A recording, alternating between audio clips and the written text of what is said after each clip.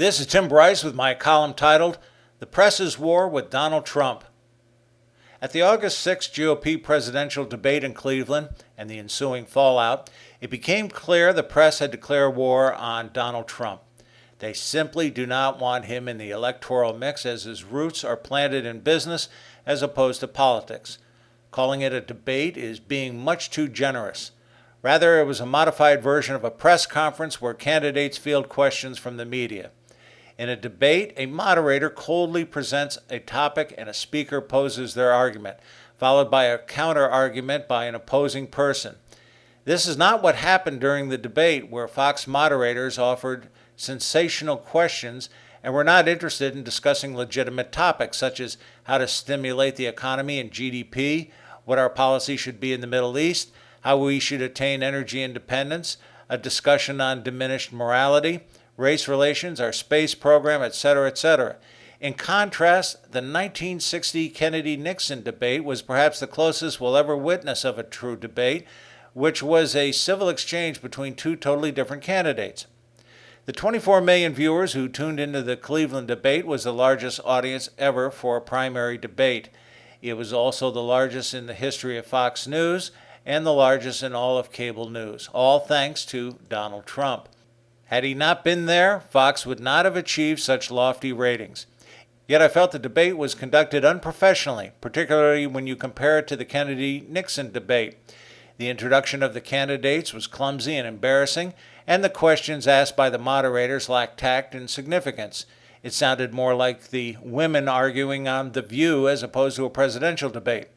Frankly, the earlier debate of 7 candidates was much more dignified and to the point.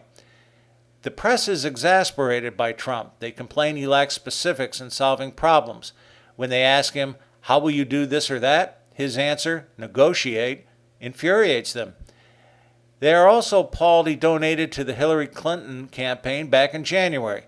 Sheer hypocrisy, they claimed. No, that is how business is performed in today's world, right or wrong. As a businessman, I understand him perfectly, but the press obviously does not.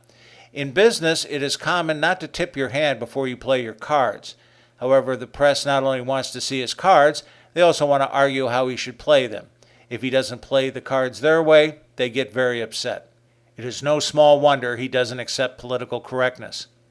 His unscripted candor is typical of boardroom discussions, whereas such talk is remarkably refreshing to the people who have lost faith in government and political machines. It is unnerving to the press. The next GOP debate will be on September 16th at the Ronald Reagan Library in Simi Valley, California. It will be interesting to see if there will be any change in the give and take between Trump and the press. As Trump knows, the best form of defense is a strong offense. Now it is time for him to take on the irresponsible press. The people love every shot he takes at them.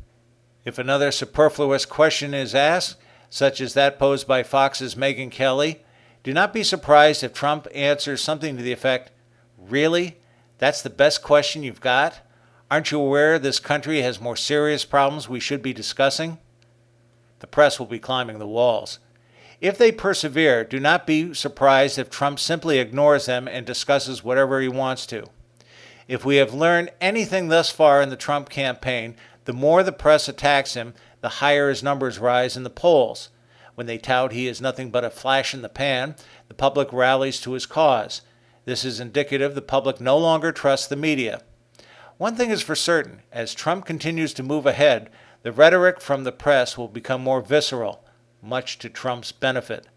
The press just doesn't get it. Friends, keep the faith. This is Tim Bryce in Palm Harbor, Florida. Follow me on the internet at timbryce.com.